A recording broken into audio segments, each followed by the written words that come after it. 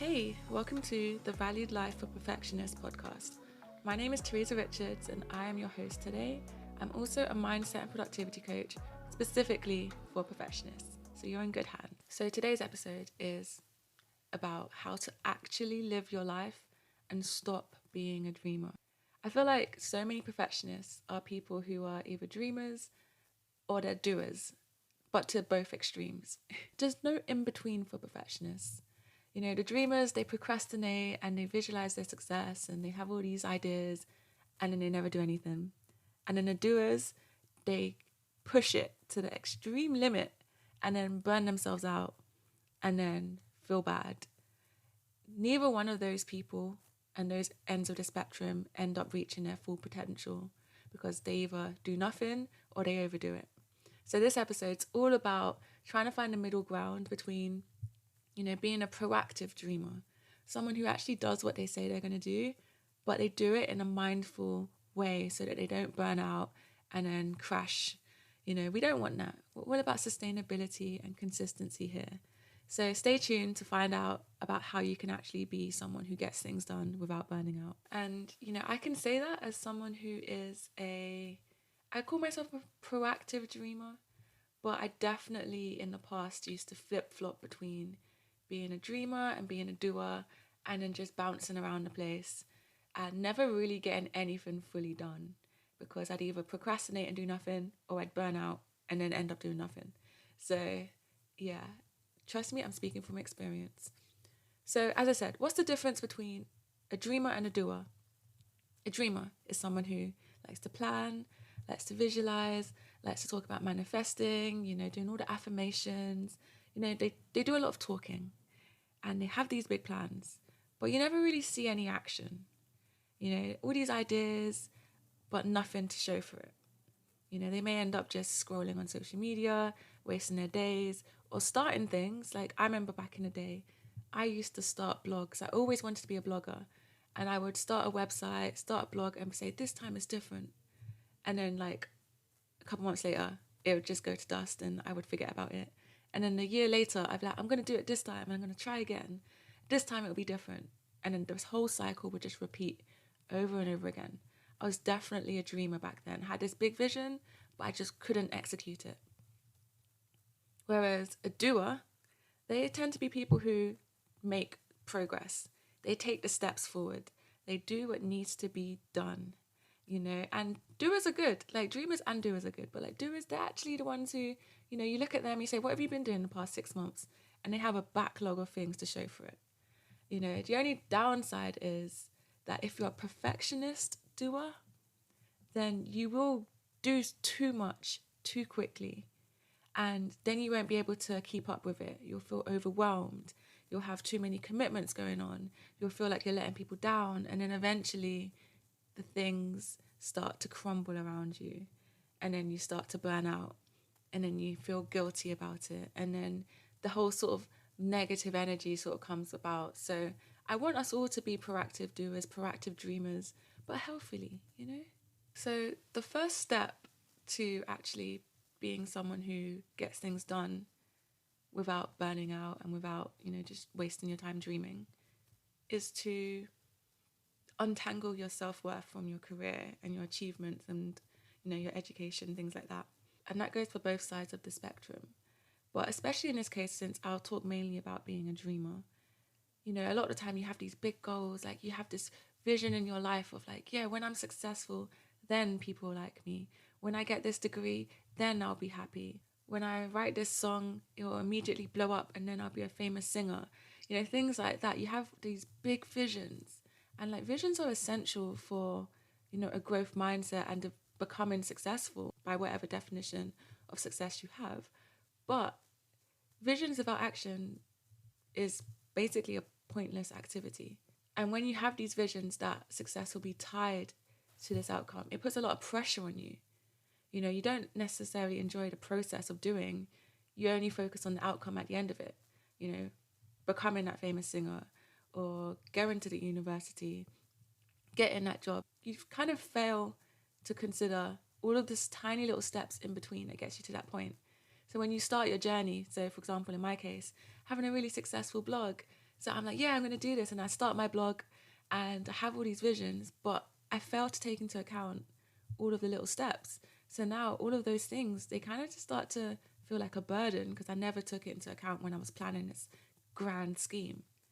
And then I feel overwhelmed. And then all of a sudden, it's just another dream that I've not acted on. And I'm sure you've probably gone through a similar cycle like that. Like we tend to go through these things as streamers. But I'm here to say that the sooner you start to untangle yourself from the outcome and focus on maybe visualizing the journey. So, okay, you want to be a famous singer. You want to go to university. What's the journey of getting there? What do you have to do on a daily basis? Like, what does the person who has those things do every day? Like, what time do they wake up? What hobbies do they have? What habits do they have? What are their, how do they look after their well-being? Like when you start to visualize that, the overall picture in your dreams, then all of a sudden you're not focused on the outcome, you're focused on the process. So that's my one top tip there. The next tip and piece of advice I would give is to just take imperfect action. Like you're not going to know everything. And I feel like perfectionists, we tend to get stuck in a cycle where we want to have all of the information all of the time. And that's just another unrealistic standard. So instead of trying to have all of the answers for how you're going to get to your place or get to your end destination, think about just what's the one thing you can do today that'll bring you one step closer. So how can you get 1% better today? And focus on that. And then just do that every single day, aiming to be 1% better. And then eventually, those 1% better adds up. Before you know it, like in my case, you have a blog with nearly 50 posts. Whereas if I focused on just trying to get to 50 posts, I would have burnt myself out or I would have procrastinated and done nothing. But focusing on just writing one paragraph a day, one sentence a day, one blog post a week, one blog post a month, like whatever it is, just one tiny little thing every single day, all of a sudden you get to this destination, because otherwise you overwhelm yourself. It feels too big of a task to get to that destination. Your fear of failure and insecurities will kick in. You might overcommit yourself and have really unrealistic standards. So just focusing on 1% better really evens out the playing field and actually gets you to your end destination. Because at the end of the day, there aren't necessarily right decisions. Like you just have to pick a trade-off. So you can either stay in bed and doom scroll on social media, or you can close the app and take one tiny step forward. Whether that's just opening your laptop and creating a really brief outline, or maybe it's just doing 5 minutes of research. Like doing one thing that takes you one step closer is the way you'll get to your goals. I like to, when I have like a really big goal that feels overwhelming, I like to put a timer on for like 5 minutes and just see what I can do in 5 minutes that'll bring me one step closer. So maybe give that a go. Or if you need to do it in a shorter time period, like 1 minute, do that. What's a 1 minute activity you can do? And then when you do that activity, celebrate your win. Don't just discourage yourself and say, oh, well, it's only 1 minute. Say, wow, you know what? I've taken a step closer to my goals. Isn't that amazing? Like give yourself a pat on the back, because you don't want to keep shaming yourself. You'll end up in a negative cycle and shame keeps you stuck. Praise yourself. Say, well done. You did that. I talk to myself like I'm a child sometimes. I'm like, wow, I can't believe you did that. You said you were going to do this and then you did it. Well done. But it encourages me and it keeps me going. So I highly recommend you do that. The next step I'd recommend is getting an accountability partner. So whether that's just a friend or a family member, a co-worker, or even hiring a coach, someone just to check in with you to make sure that you've taken at least one step closer. You could plan out your goals and say, okay, by the end of the month, I want this one thing done. And then having someone just saying, hey, have you made progress towards that goal? For some reason, I find it so much easier when I have someone else checking in on me, because it makes me think, okay, yeah, actually, I need to prove myself to them. Which, if you're a perfectionist, you probably have that desire in you as well. So use it in a healthy way.